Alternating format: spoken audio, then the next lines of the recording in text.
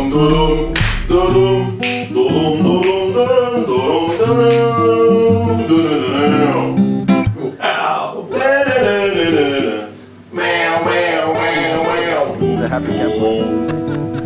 are you, Mr. Kayz? I'm very good. So for those just tuned in, this is kayzarboulila and this is my podcast. It's all about sharing stories and listening to others, and hopefully we'll educate and re-educate ourselves and be entertained at the same time. What an intro that was. For sure. Sharif Maghraby. Sharif Maghraby, yes. That is beautiful. God bless you, sir. The Honorable Moroccan. The Honorable Moroccan. That's what the name means in Arabic. Sharif, honorable. So you are Moroccan? Well, my great-great-grandfather from my father's side was from Morocco, yes. I got you. So we translate the name just because it means something. It's a big responsibility. I know. I feel like I don't want to say it again in case if I say it wrong. So let's talk about Dubai first, how you got here. Then we'll go back where you're from and all the roots, the music, and all the amazing stuff that you are into today. Okay. What brought you to Dubai? Because we are pro Dubai. I love Dubai. Of course, man. Of course. It's a fantastic city, progressive. So I tell you, I came here 17 years ago. 17. So November 2002. There was no marina, there was no Burj Khalifa, there was no Emirates Mall, there was no Ibn Battuta, there was none of that, right? And what brought me here was I had just finished studying film and new media, which was back in '99, right, in Canada. Yeah. And a good friend of mine, a mentor of mine, his name is Yusuf. If he sees this, bless you. He got headhunted to run a television station here in Dubai, and he calls me up and he's like, "Dude, I need your help because it's a big responsibility. Do you want to come to Dubai?" So I went online and I did some research, and it's like it looked so appealing. Yeah. They had just launched the Media City, which was the initial free zone. Yeah. They were building the gardens, and you look, and I'd been here before, way back in 90. So I'll tell you when. First time I came here was in probably mid-90s, where they just had the Crown Plaza and the Defense Roundabout, and then afterwards was darkness. Darkness. Be careful out there. So that's what brought me here, my career in media and content development and filmmaking and television and wow. Yeah, supporting the people who needed my support. Yeah. Amazing. So, but like I know you right now as a musician and a blues musician and all of this other stuff that you are doing on stage. Yeah. It's not really your average blues. He's just got something else. He's got so much pizzazz, so much other things I like it. that I could not kind of point at. Jazz is jazz, rock is rock, pop is pop, hip hop is hip hop. But what you did for us last Sunday, and I was like, we must talk. You must come into the podcast Thanks, and tell me what is the secret sauce. Because for me, of course, you started with entertainment background, filmmaking, and all of that fancy stuff. But where did the music come from? Yeah, I think that's a fantastic question, and I think as one kind of matures a bit, I think, and feels more comfortable in their own skin. Yeah, they realize that you have to, like, I love this quote: "Be yourself, because everybody else is taken." So to be yourself because everybody else is taken, right? So I think it's really about finding my own voice, which is definitely a combination of one, I'm Egyptian. Yeah. Whether I like it or not, I've been in the back of my mind. I was listening to Kulthum and Abd al-Halim and Farid al-Atrash and Layla Murad as a child. So that, and those, and the oud and the nai and the maqamat and the tabl. So all of that is there. You can't deny it, right? Yeah. Then the 80s, I was listening to pop music, obviously. Yeah. Your Madonnas and your Michael Jacksons and your Karma Chameleon. You can't. That's what you were watching, right? And I remember, man, I tell the story. I remember the point where I actually first heard, in my view, real music, and it was an album by Dire Straits. Yeah. Yeah. Remember, I played a song last week for Dire Straits. It was a live album called Alchemy. And if you've never heard this album, this is one of the best live concerts ever, right? So for me, it's about combining all these influences and actually creating music that I myself would like to hear and listen to, right? So I'll tell you, I mean, the first real project that I did that I think succeeded in doing that was a fantastic project that I started in 2004 with two of my very good friends, Majid Al-Fasi, Adham Al-Sharqawi, is an amazing project called Dahab. Dahab. Yeah. That means gold, right? It means gold, but it's actually a Sinai, it's a Bedouin village in Sinai where we used to go into the desert and we used to write our music. And we recorded 2 albums, 18 tracks, and they're online. And we invested money in it. And we actually, at the height of Dahab, which was probably around 2010, we were quite a successful band here in Dubai. We were getting, we were playing National Day and we had residencies and we were quite established as a acoustic ethnic fusion. That's what it was. We weren't allowed, so the rules were no electric instruments. Yeah. Only acoustic. Yeah. English lyrics for it to be universal. Yeah. But Western scales or Western song structures. Yeah. And it was a really, really, really great experiment. Amazing project. Yeah. And I think in the back of my head, I knew that I always wanted to go into the context of a blues rock trio. Blues rock trio. Yeah. So you know a band called Cream? Nope. Okay. If you know Cream, you know what I'm talking about. Cream was a band that came out in the 60s. It was Eric Clapton, Ginger Baker, and Jack Bruce. It was a super band. Amazing. That's a super band. Yeah. Electric guitar, bass, and drums. But the interplay between these three musicians, where they leave enough space for each other, but they also allow themselves to build on each other's music. Yeah. So you have a song structure. Yeah. But you allow for improvisation. Yeah. I was always in the back of my head, it's like, I write, and I still play acoustic guitar every day. Yeah. And I write on acoustic. Yeah. Like when I write songs, I write acoustic, But I was like, no, I want that piercing sound. I want that sustain. I want that drive, Yeah. So that's what I'm doing now. Amazing. Yeah. I've got the electric guitar today, not the acoustic. Amazing. For me, when you have an electric, you're going to need the bassist, you need the drummer. It's really important to have the three because as a vocalist, acoustic, this is it. You have a show. Acoustic, vocals, khalas. It's an acoustic set. Yeah. But with an electric, don't you feel you need other instrument on stage? For sure. So when I travel or when I'm trying out my new songs, which is in the context of a singer-songwriter, it's just an acoustic guitar and a microphone. Yeah. And that's more than enough to sit. You can sit there and play 3 hours. Yeah. You don't have to worry about teaching your songs to anyone or anything. Mm-hmm. But no, man. Once you have a bassist, even maybe, obviously a keyboard player. So Led Zeppelin. Yeah. Or Pink Floyd, which are other bands that I really love. Yeah, yeah. They had the bass player, they had the keyboard. God bless his soul, the John Paul Jones who played for Led Zeppelin. Yeah. He used to play both bass and keyboards. Really, if you watch the concerts, on one song he'd be playing a bass and then he'd start out with like Kashmir or No Quarter, he'd start playing and then he'd pick up the bass. He's amazing. Yeah. Amazing. But let's say the 4-piece band where you have the dynamics between the musicians. It fills the sound. It fills the sound, man. Full sound. Yeah, the range, the frequency. One of the things I love, I have to say this, you get goosebumps if you're playing in the context of a good band and you've set that structure. Yeah. And then you go to a place, an improvisational space. Yeah. And you don't know where the music is gonna go, and it goes somewhere incredible. You have your eyes closed and you're just playing, and the drummer's running with you, or the bassist starts. Man, it's a rush. Yeah. It's like jumping out of an airplane. I got you. Believe me. I love those jams. They're incredible. You start from a point A and you go to the wilderness and you end up creating something new. That synergy and that Bluetooth moment. Yeah. You kind of leads on, and it only happens with great musicians. Does it make sense? Yeah. You create emotions and feelings, and that hopefully transcends the music that you guys play out.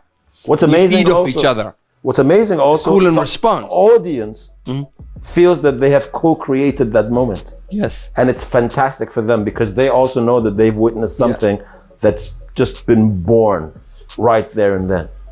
It's a beautiful moment. I love we could call him freestyle, we could call him a bunch of other things. Yeah. But it's what it is a jam. Yeah. It's a synergy that gets created by somebody taking the lead. And that lead where you guys playing could shift to anybody.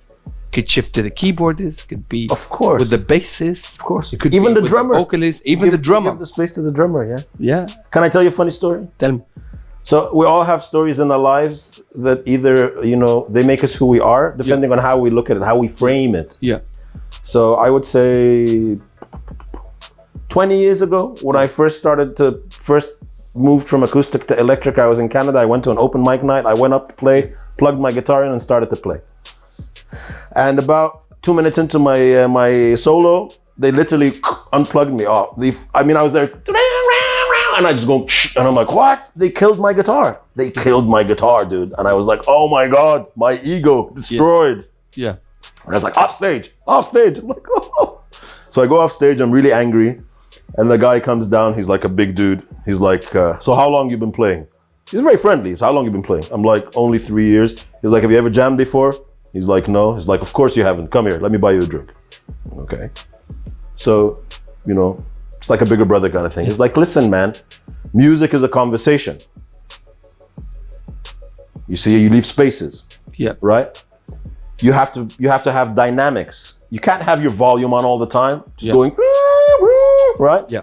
It's not about you. Yeah. It's about it's about the music. Yeah. It's not about your part. Yeah. It's about what you're doing to make the music better. Yeah. And I remember, like, you got 2 ears and 1 mouth for a reason. You got to listen twice as much as you speak. Really, all these fantastic lessons. Yeah. And that moment was really like, it was a huge shift in my evolution as a musician. Yeah. Because now I'm just really conscious of all these things. And when somebody's doing all these faux pas, yeah, I'm like, yeah. You get So that was cool. It's a good lesson. It's we forever learning. Yeah, for sure, man. We are students of life. Indeed. Tell me more about the style of music that you play. Can you put it in a box for me?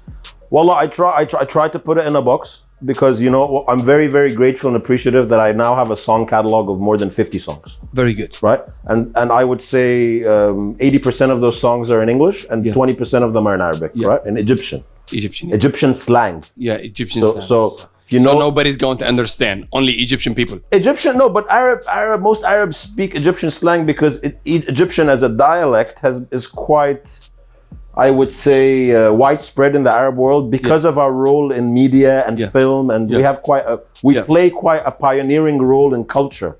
That's right. And we always have from the 50s and the 60s, right? So I can't really compartmentalize my music because if you look at the work that the music that I've written over the years, it really crosses everything except 2 genres. Yeah. Well, okay, none of it is Latino music, even though some of them, I have my friend, he's Colombian, he plays bass. Yeah. Some of the songs I've written, he's like, yeah, man, this is a samba beat. I'm like, really? He's like, yeah, it's a samba. Okay, I didn't mean it that way. He's like, look at this is 6/8. I'm like, oh, okay, fantastic. But I don't play country music. Yeah. I don't write country music. Yeah. And I don't write hip hop /rap. Yeah. Even though I know that I love R&B and soul, and I know that if an R&B and soul producer took some of my songs, they could interpret it in that way. Yeah. Right? But I would say it's singer-songwriter stuff that's driven.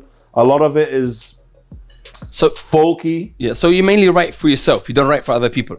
I write for myself, for sure.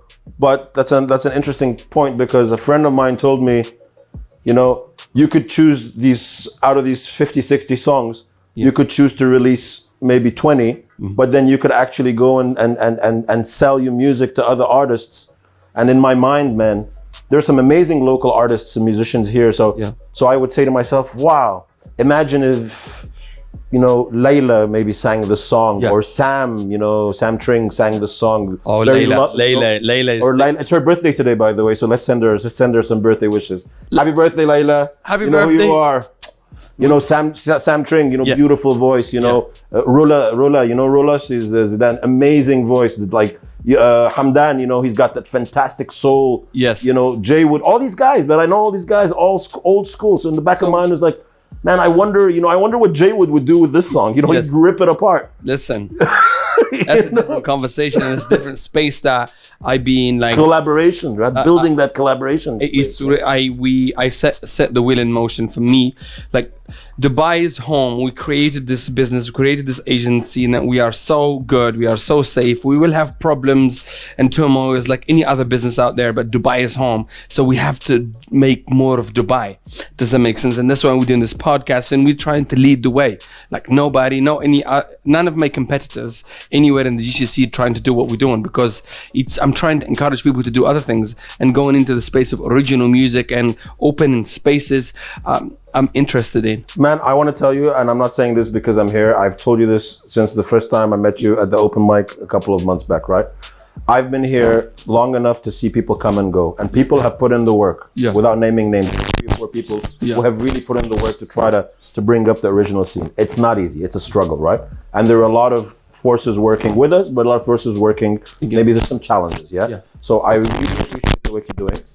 I like the fact that you're consistent. You have a fantastic team. You've got a strong brand. Yeah. You're kind of like you said, you're setting the wheel in motion. You're creating the momentum. And I think it's time for people to come together and really co-construct. Yeah. You know, build something together.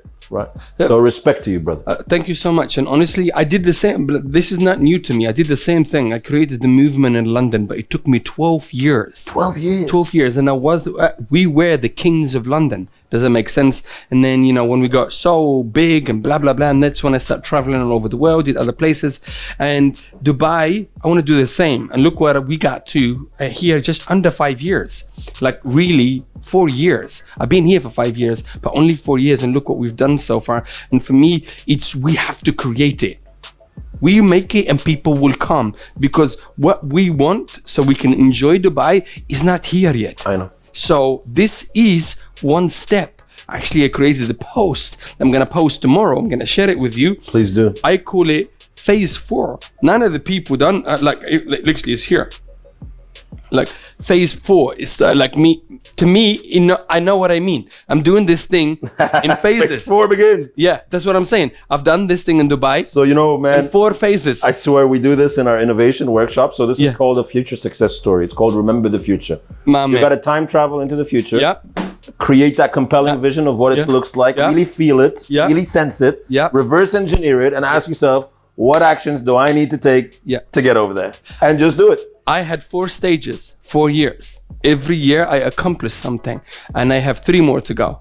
After that, I will see if I want to stay in Dubai or not, and I have 3 more years to go. And for me, I want to create the stuff that's not already here, that would want to keep me, because in the background I'm an artist. Does that make sense? I'm a dancer, I'm a performer, I'm everything, because that's how I entered to the scene. I'm not just jackass showed up, I'm a fucking good agent. No, I learned business by making a million mistakes, and I made so many mistakes, and I made mistakes last week. But it's obvious that you speak our language as artists. I mean, it's because you got to wear these different hats, and just like you know, Keith was saying prior to this, when he was behind the camera and now he's in front of the camera, it's the other way around. You know how to have a conversation with an artist. You know how to have a conversation with a venue manager. You know how to, But that was not planned. That was like, it just happened automatically. I've never planned to be an entrepreneur or businessman or an inspirational guy or a motivator, but that I had it in me. I was teaching kids,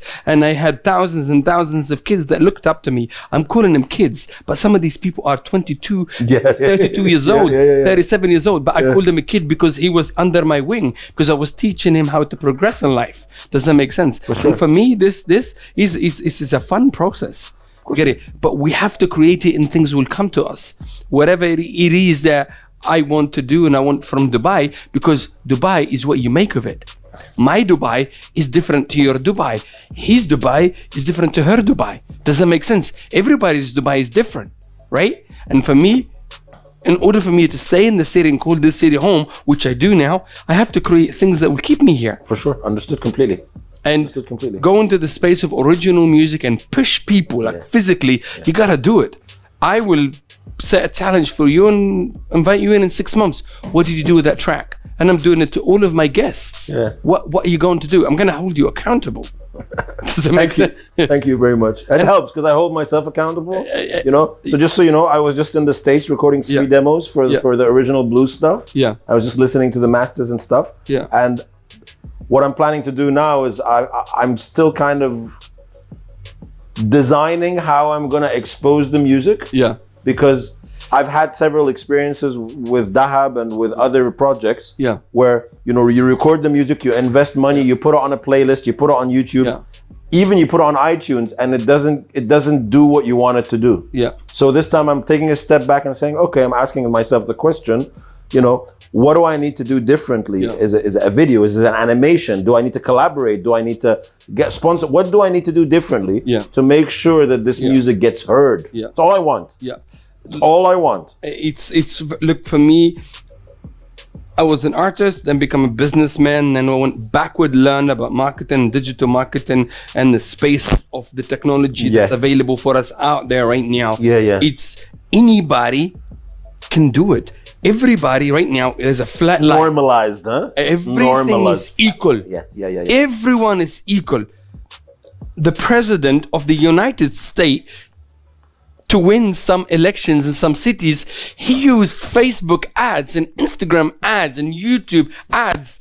And I know they did some dirty stuff too. Did you see the movie? Listen, I've seen the movie. Yes. You gotta see the movie. It's all good. It's called The Great Hack. He should not be the president.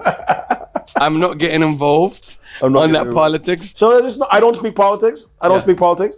My reaction to that movie is the following. I agree. I used to work in public in advertising. I agree that communication can be used to sway people's opinions. However, I disagree with the fact that people are so easily swayed because listen, that's my take, and I'm entitled to my own opinion, right? Yes. Instead of saying, hey, man, a small little ad, subliminal messaging can make you, so fluid that you change your values. Yeah. I'd say, no, man, be more conscious, be more mindful, be better informed, be more stable with your convictions, and don't blame anybody. Blame yourself. That's my take. I could be wrong. But but it's all good. To a certain extent, not everybody is as smart as you and me and the people in the room. Does that make sense? It does make sense. A little bit of empathy helps. Yeah, we need a lot of it. Does that make sense? Look, if we're gonna go, it's scary. If we're gonna start the conversation, no. They turned it to a freaking weapon, dude. I know. It's. But listen, to your point, I understand. Imagine, how much data point this little motherfucker is collecting on you on a regular. I know. Does that make sense? I know. And building avatars of you online, so we constantly But listen, oh my God, let's just not go there. Let's go back to original music. On that point, there's no denying the power of finding the right way to leverage all these technologies to make your music heard. Yeah. And I'm still trying to figure out that formula because, like you said, you've got Instagram, you've got hashtags, you've got AdSense, you've got YouTube, you've got building email lists, you've got viral blah, so much stuff.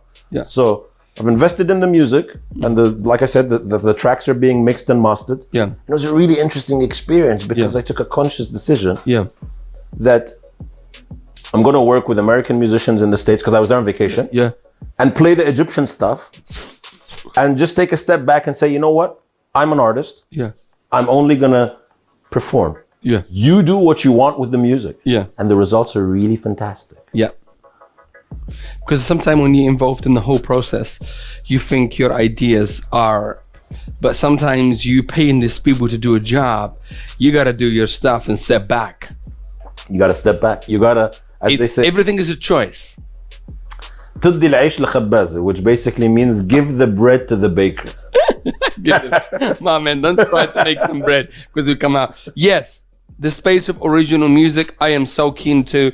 I'm not a musician myself, but I learned about music so much over the past few years because of my wife, and we formed the band, so I know too much already. Yeah. And does that make sense? So for me, and that's why I'm encouraging original music, because you said it's when you play a gig or DJ gig or you do this backing tracks, whatever that is going on, it's you play for the people. But when you create original music, that's something you're gonna put down as part of your legacy. And if that song, you know, you never know, it doesn't need to be super famous, but people will use it again, and you put, you know, is a footprint. And man, it's an incredible feeling. So I remember 2011, we were playing a concert as Dahab at the Armani Hotel. Yeah. And it was a corporate event. And the way we used to do it, and I'll get back to that, is we used to spice up our sets. Yeah. So we'd play, so our sets would be 50% originals, 50% covers, right? So we'd play music that we liked, like stuff from Floyd and then stuff from, you know, progressive rock and blues and J.J. Cale and Clapton and stuff. But we would then play our original music, and people wouldn't be, it's like, what was that? And it's like, that was an original song. Yeah. So there was one song that we played, it was called Heal. It was an original track. Very good. And, you know, the verse is like, I'm in my home, I'm not alone. In traps of time, you're talking about older photographs. Yeah. They do me wrong, they do me wrong. Some people they're afraid to feel, some people are afraid to heal. Give me your hate, give me your hate, give me your shame. I'm not afraid to heal. It was a very beautiful acoustic song with a nice solo and stuff. And after we finished, this older Nigerian lady dressed up in this like national dress, you know, she comes up to us behind the stage, and I swear, man, there were tears in her eyes. Like, you know how the water kind of like hangs in the eye like that. Yeah. And she was just looking at me, and she's like, thank you. Like, I'm like, for what? She's like, that song. Thank you. That's all. And it's those moments that make it worthwhile. 100%. Listen, we entertainers, we do what is necessary to entertain the people, because when we see the joy, the happiness, and all of that good stuff that makes us, you know, that is our reward. That's what we live for.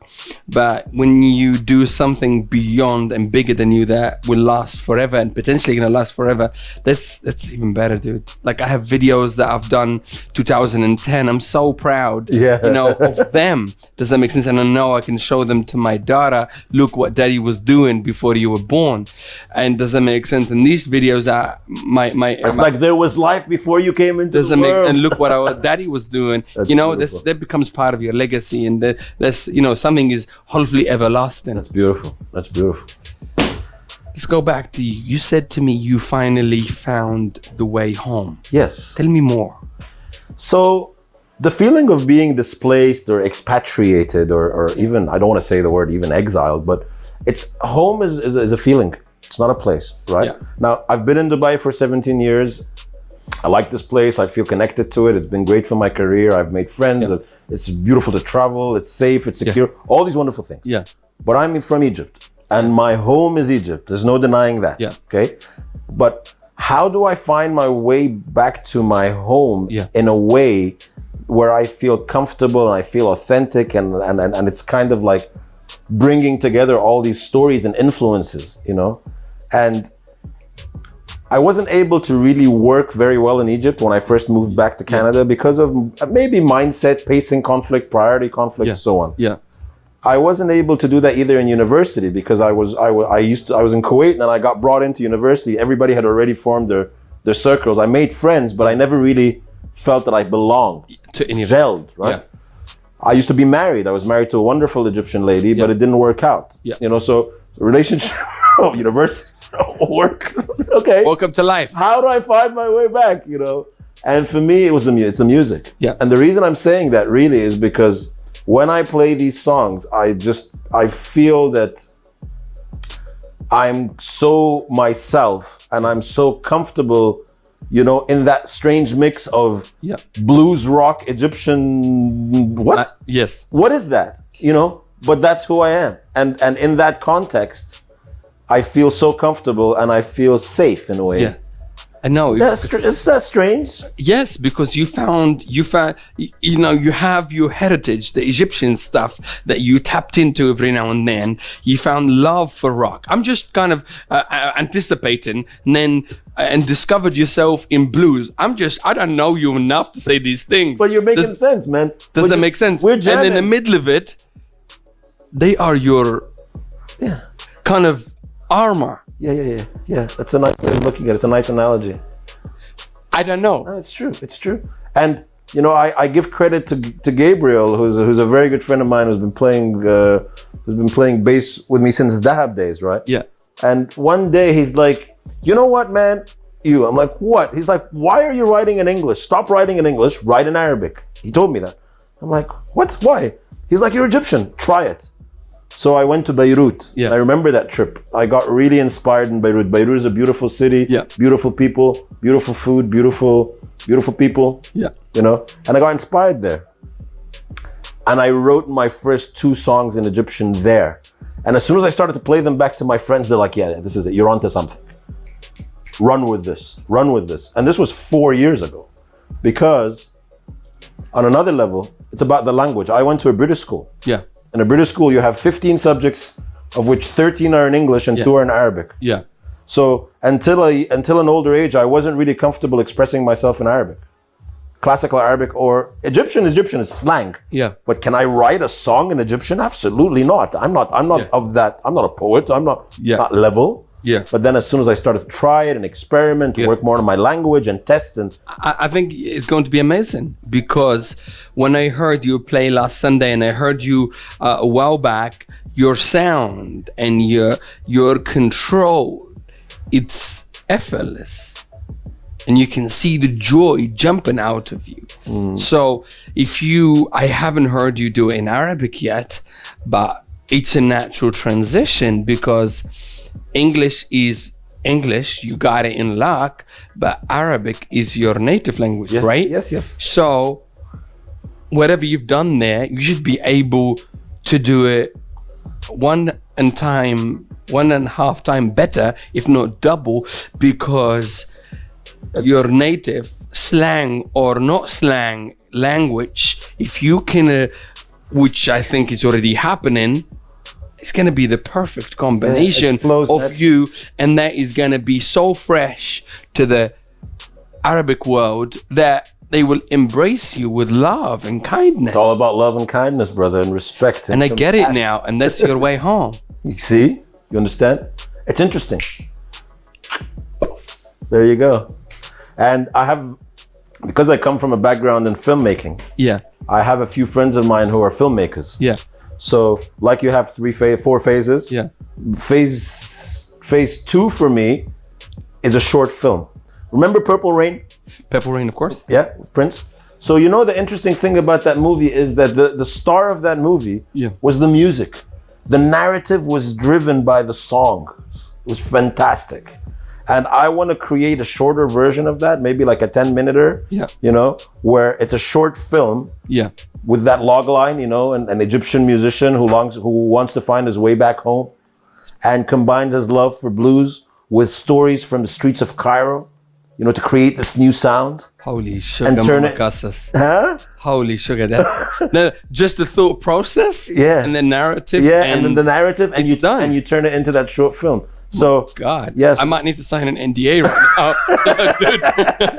Hey man, done. Maybe I'll come to you, man, if you like, you know, maybe. But the truth of the matter is that's my vision, because putting it on Spotify don't cut it no more. I'm telling you, if you really want to break through, you got to do something different. The world is visual. The world is okay. Obviously, we're musicians, and but it's visual. It's a combination of things. Yeah, it's a combination of things.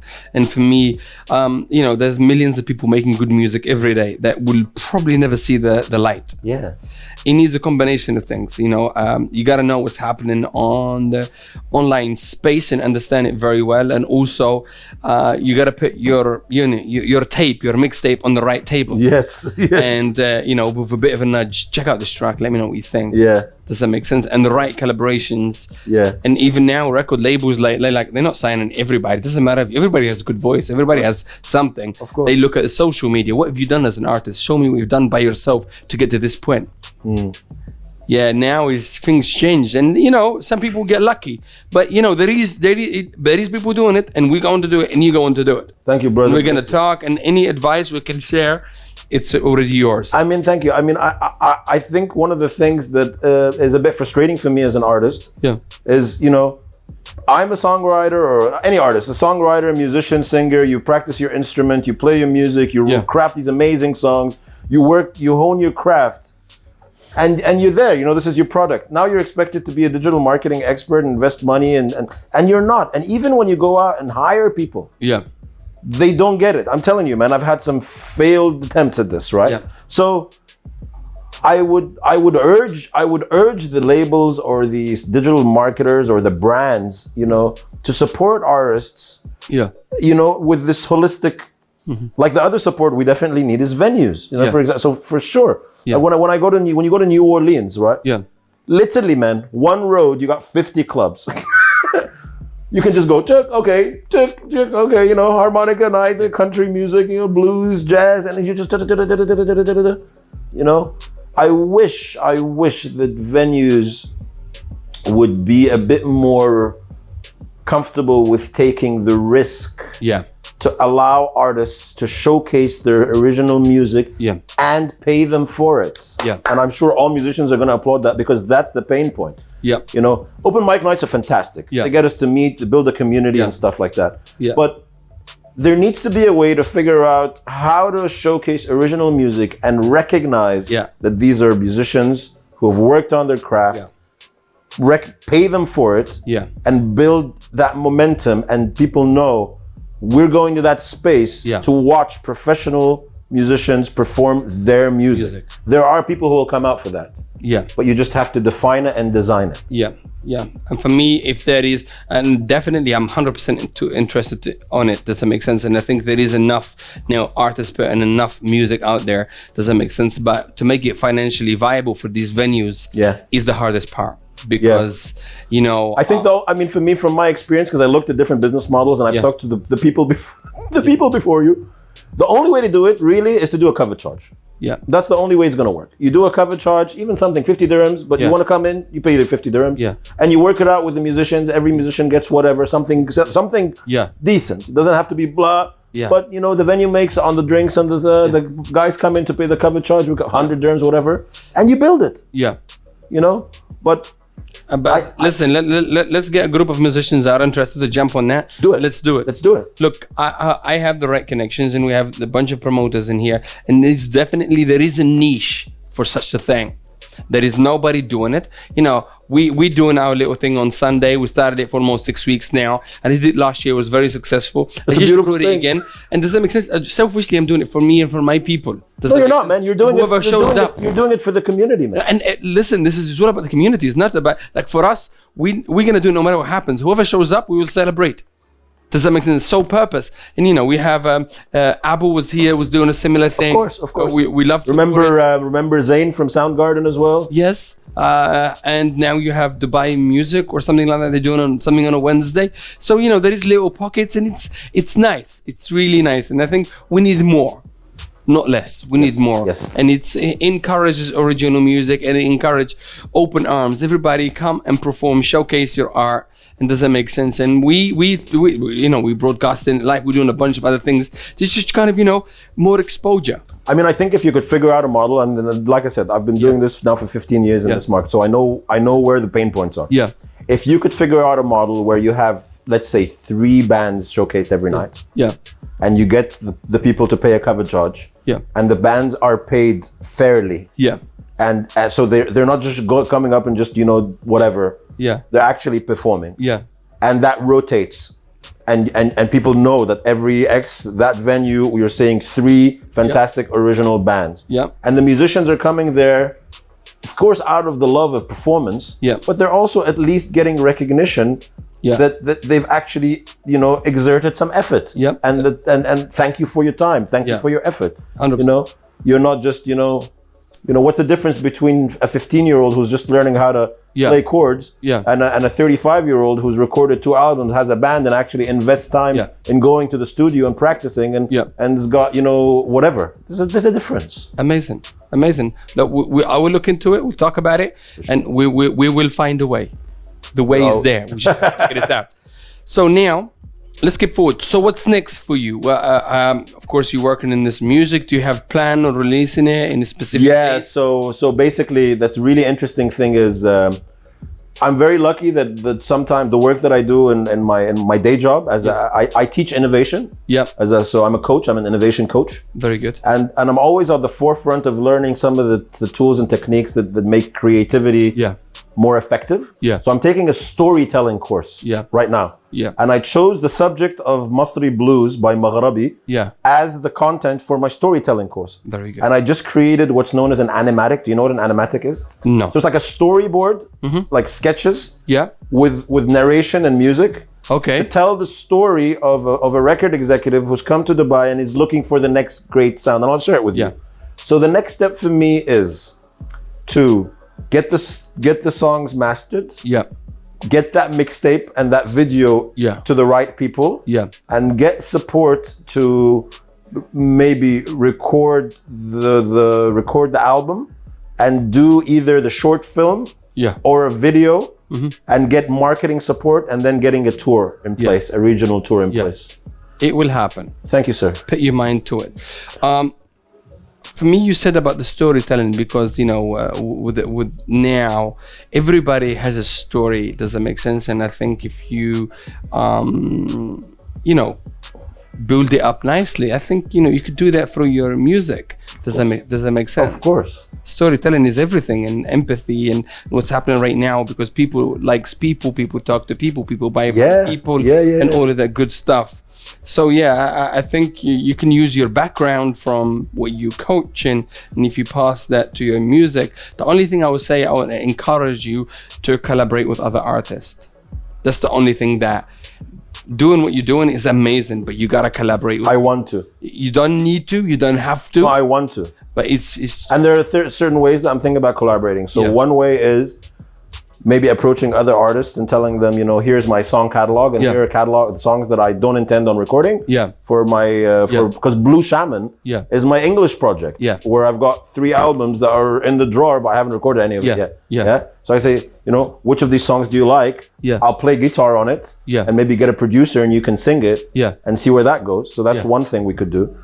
The other thing is, you know, going into, there are some good spaces here. So going into some of those spaces and recording some of those songs for the Masri Blues project. You know, some of the musicians downstairs, they're fantastic. You know, Thomas, Jacob, you know, those guys, just jamming with them. So I think it's and yourself also. Collaboration is key. It's key. I have this great quote. I love this quote. Miracles happen around people. That's really interesting. You know, miracles happen around people. You know, we are meant to connect and interact. You know, so 100%. Thanks for reminding me of that.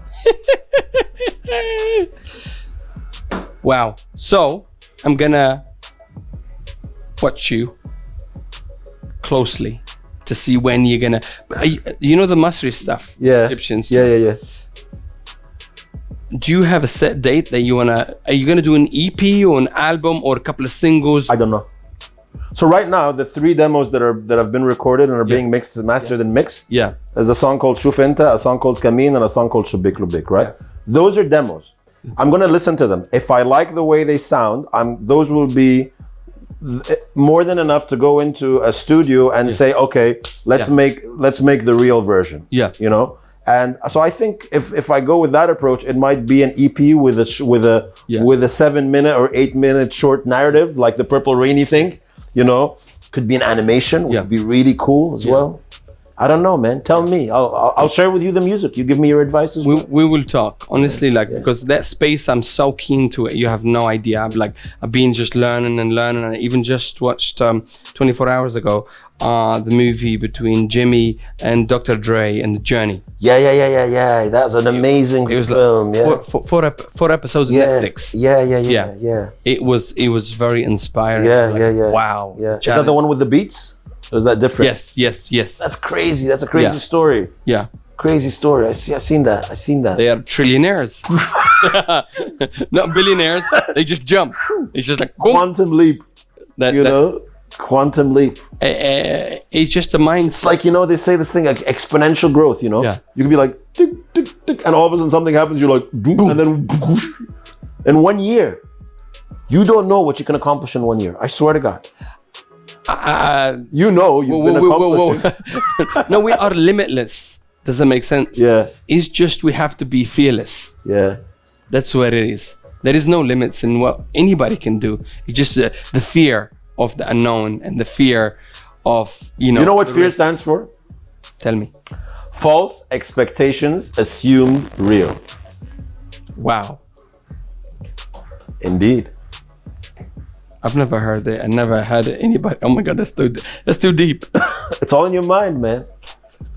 It's all in your mind. That is very good. Yeah, because you're trying to predict the future. You can't predict the future. Yeah. So embrace uncertainty. The only way there's a fantastic book called Feel the Fear, but Do It Anyway. You know that. The only way to overcome your fears is just prove to yourself that it's not real. I'm so fearless. It's actually dangerous. Oh yeah? Okay. I don't like. So maybe we can learn a bit from you. It's when there is a no, I'm like, what? Let's try it anyway. Let's try that again. Let's try that again. So let's conclude this one and let's meet again in 3 months. Okay. And let's see how far you got. That's a good deal, bro. That is a very good deal. Because for me, I see that as an album title. I found the way home. Yeah. I found the way home. I found the way home. That could be the EP. Do you know, I tell you why. True. I know we close and we have to close with the same theme that we opened with. You understand that? No problem.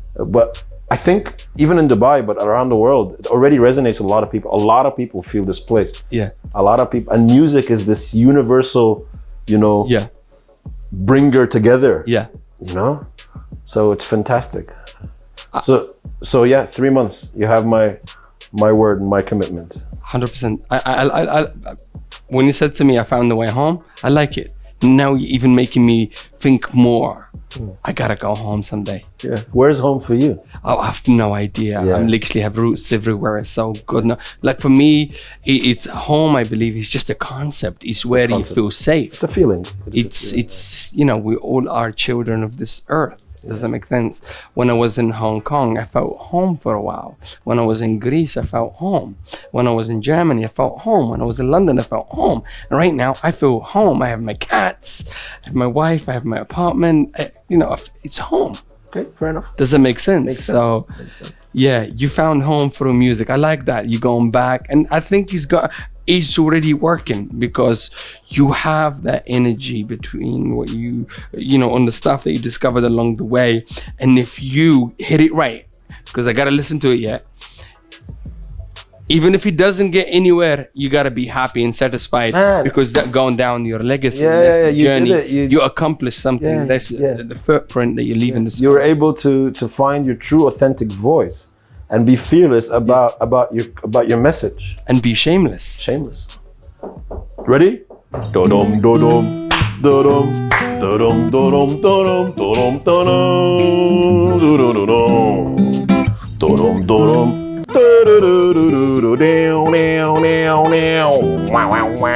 Now we have the wah-wah pedal. Okay, so Al-Hubb wa Salam, which is peace and love. Thank you, Mr. Kayzar, for being a fantastic host and for being, I would say maybe like one of a patron of the arts, of the community, man. God bless you. I love this space, so I will keep doing it. We will keep doing it. Very humbling to have people like you on the show. And it's not a show, it's just we're having a chat. It's a good thing. And that will